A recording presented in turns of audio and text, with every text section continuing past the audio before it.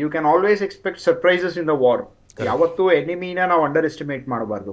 So ಈ ಒಂದು ಕಾರಣದಿಂದ ಇದೇನಿದೆ, ಇವ್ರು ಹೋಗ್ ಬಂದಿದ್ದಕ್ಕೆ ಇವ್ರು ಹೋಗ್ಬಿಟ್ಟು ಅಲ್ಲಿಂದ ಮಾಡಿ ಬಂದ್ರು, ಐ ಡೋಂಟ್ ನೋ ಎಲ್ಲಿಂದ ಇದು ಬರುತ್ತೆ ಅಂತ ಹೇಳ್ಬಿಟ್ಟು. ಇನ್ನೊಂದೇನು ಅಂತ ಹೇಳಿದ್ರೆ, ಡೈವರ್ಷನರಿ ಟ್ಯಾಕ್ಟಿಕ್ಸ್ ಎಲ್ಲಾನು ಇರುತ್ತೆ. ಇಟ್ ಈಸ್ ಜಸ್ಟ್ ದಟ್ ಈ ಒಂದು ಅಟ್ಯಾಕ್ ಏನಿತ್ತು, it's the decision of the sovereign government of Israel Okay. and the decision of the sovereign government of United States of America. Let us be very clear about it. ಅದನ್ನ ಯಾವ್ಯಾವುದಕ್ಕೋ link ಮಾಡಿ ಇವ್ರು ಹೋಗಿ ಬಂದಿದ್ದಕ್ಕೆ ಅದಾಯ್ತು.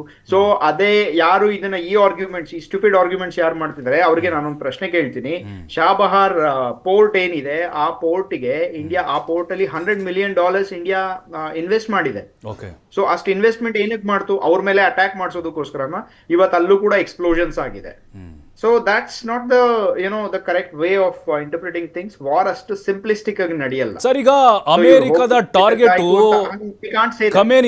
ಖಮೇನಿನ ಅಥವಾ ಇರಾನ್ನ ಈಗ ವೈಯಕ್ತಿಕವಾಗಿ ಅವ್ರ ದ್ವೇಷಕ್ಕೋಸ್ಕರ ಫಿನಿಶ್ ಮಾಡಿದ್ದ ಹೆಂಗೆ ಅಂತ ಈಗ ಸಾರಿ, ನನಗೆ ಪ್ರಶ್ನೆ ಕೇಳಿಲ್ಲ. Could you please repeat? ಈಗ ಟ್ರಂಪ್ ಅವರು ಟಾರ್ಗೆಟ್ ಆಗಿದ್ದು ಖಮೇನಿನ ಅಥವಾ ಇರಾನ್ ಸಂಪೂರ್ಣ ದೇಶನ ಅಥವಾ ಮುಸ್ಲಿಂ ರಾಷ್ಟ್ರ ಅನ್ನುವಂಥ ಕಾರಣಕ್ಕ ಹೇಗೆ ಇದು ಅಂತ?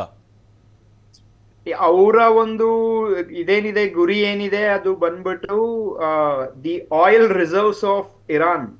ಆಮೇಲೆ ಅದು ಇರಾನ್ ಜನನೂ ಅಲ್ಲ, ಅವರ ಹ್ಯೂಮನ್ ರೈಟ್ಸ್ ಪ್ರಾಬ್ಲಮ್ಸು ಅಲ್ಲ. ಯಾವುದೇ ರೀತಿ ಇರಾನ್ ಜನಕ್ಕೆ ಸಹಾಯ ಮಾಡಬೇಕು ಅಂತ ಹೇಳ್ಬಿಟ್ಟು ಡೊನಾಲ್ಡ್ ಟ್ರಂಪ್ ಹೋಗಿಲ್ಲ. ಅರ್ಥ ಆಯ್ತಾ? ಅವ್ರಲ್ಲಿಗೆ ಹೋಗಿರೋದು, ಅಮೆರಿಕ ಅಲ್ಲಿಗೆ ಹೋಗಿರೋದು ಇಸ್ರೇಲ್ ಜೊತೆ ಸೇರ್ಕೊಂಡು.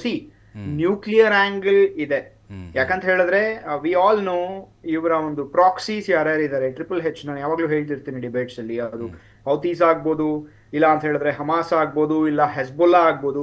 ಇವ್ರು ಎಲ್ಲಾರೂನು ಇರಾನ್ ಇಂದ ಸಪೋರ್ಟ್ ತಗೊಂಡು ಇಸ್ರೇಲ್ ಮೇಲೆ ಅಟ್ಯಾಕ್ ಮಾಡ್ತಿದ್ರು. For Israel and nuclear capable Iran is always A death nail.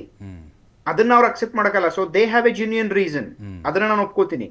But ಅದು ಬಿಟ್ಟು what is the issue with America? ಹಾಗಾದ್ರೆ ಅಮೆರಿಕಾಗೆ ನಿಜವಾಗ್ಲೂ ಅದೇ ಇಂಟ್ರೆಸ್ಟ್ ಇದೆ ಅಂತ ಹೇಳಿದ್ರೆ, ಪ್ರಪಂಚದಲ್ಲಿ ಎಲ್ಲೆಲ್ಲಿ ಸರ್ವಾಧಿಕಾರಿಗಳ ಆಡಳಿತ ಇದೆ, ಎಲ್ಲೆಲ್ಲಿ ಸೈನ್ಯಾಡಳಿತ ಇದೆ, ಎಲ್ಲಾ ಕಡೆನೂ ಹೋಗ್ಬಿಟ್ಟು ಮಾಡ್ಬೇಕಲ್ಲ.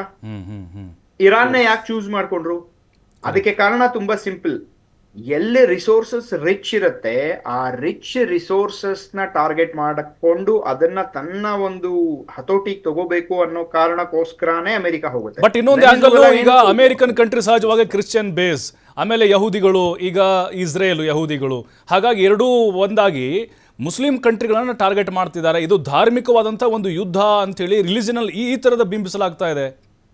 ಸರ್, ಹಾಗಾದ್ರೆ ಪಾಕಿಸ್ತಾನದ ಜೊತೆಗೆ ಏನಕ್ಕೆ ಫ್ರೆಂಡ್ಶಿಪ್ ಇದೆ ಅವರಿಗೆ?